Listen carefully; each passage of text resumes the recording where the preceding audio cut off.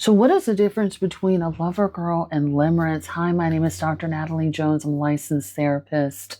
And a commenter asked, hey, what's the difference between being a lover girl and limerence? Probably should have answered this first.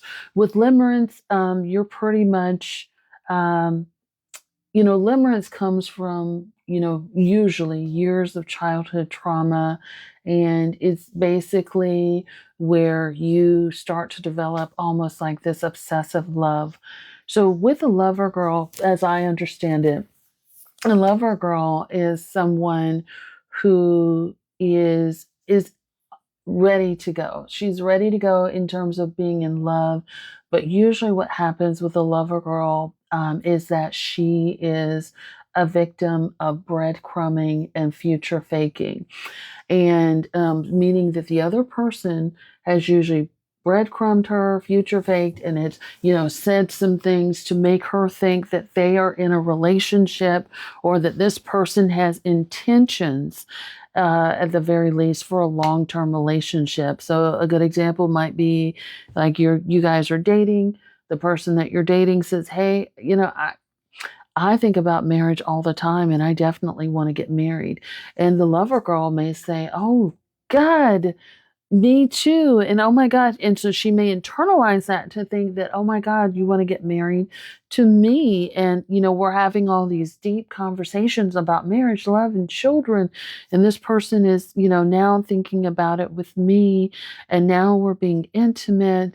And now the relationship is moving in a way. And I know that this person cares for me and I care so much for him. And so what tends to happen, this person has said things, but they've said things strategically in a way that doesn't imply that they mean that for you, right? And so they are a wordsmith of sorts, a master crafter of words, but the lover girl doesn't see that or hear that, because things feel so good, things feel so right, and we are connecting. Not to mention filling in the blanks with other feel good things that you're saying, doing, and telling me too, right?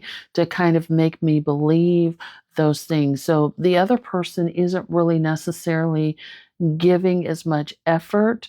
They're doing the bare minimum, really, and the lover girl is sort of running with it and filling in the blanks. And, limerence can also play a part of that. Limerence is usually when we don't have a relationship with people, but you can be in a relationship or in an interaction with someone and have limerence. And so typically what tends to happen is you may fill in the blanks mentally, with where the other person is sort of leaving you hanging. So you may feel anxious when he doesn't call, right? And this is where a lot of women or a lot of people say, "Hey, I have an anxious attachment. So if he doesn't call," but you sort of fill in the blanks like, okay, well, I know he cares. And then when that person calls you, minimal effort, by the way, when they call you, oh, all is right with the world again. Your nervous system is back to feeling regulated. Now you feel like, okay, they really do like me.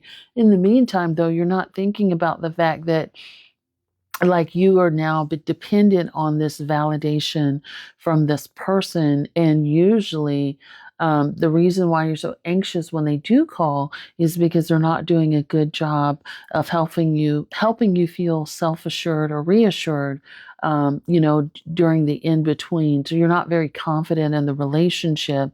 However, you're longing for, you're hoping, and you're wishing that this will turn into something more. And so, unfortunately, lover girls are victims of love bombing because they get so caught up in the moment. They fall in love quickly. Um, and so, yes, limerence can certainly be a part of that. However, what I will say is this: I think the person on the other side is usually suffers more from limerence than the lover girl does, because the lover girls eventually come out of it. They're hurt. Once they see it for what it is, and once that man or your person is gone, poof, smoke, and out the door, you do eventually see it for what it is after you get over that hurt and devastation. And so there is a sense of coming back to reality.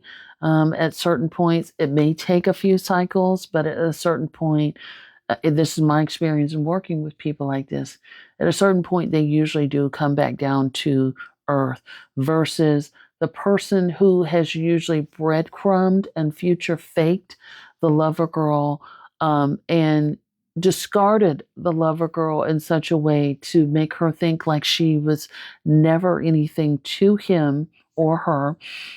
That person is usually um, that person usually experiences limerence much more. So both of them can experience limerence. However, the person that discarded the lover girl and then turns into a stalker usually has a much more severe case of limerence and maladaptive daydreaming.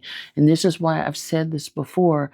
You want to be careful with dating men who live up in their head, in their imagination, and they create stories and things like that. The thing about someone who is a love bomber and a future faker is they know coming into a relationship that we're not going to last. You don't know that as a lover girl that you aren't going to last, but they know coming into it, I'm going to tell her what she needs to hear, and we're going to do what we do, and I'm going to be out of there in 2 or 3 weeks. She's not going to know that, but I'm going to create all these stories and these lies and this BS and get her to really fall in love with me, right? Because they know that after, 3 weeks, they poof, turn into a pumpkin. So they only have a limited amount of time to sweep you off your feet and get you in the bed and do all those kinds of things. Therefore, they create stories, they create lies. A lot of times they create a totally different identity that is different from who they actually are. In reality, he might be Mike at home with 3 kids, but you know him as Mike, some powerful real estate agent who travels the world, right? But they create these false identities and these false narratives, and their plan is to get you caught up in this whirlwind. And so when they discard you, they run out the door, but their discard isn't real true discard. The problem is you don't know that because you don't hear from them, right? But really what tends to happen is they cling on to you. They cling on to your energy. They cling on to what you guys had for those 3 weeks, and they still create scenarios and stories with you, which is why they become your stalker. And these stories and these movies that they create in their mind become a powerful sort of illusion, so much so they start to feel like you have betrayed them when you get married, when you move on, you start dating somebody else, you have kids with someone else.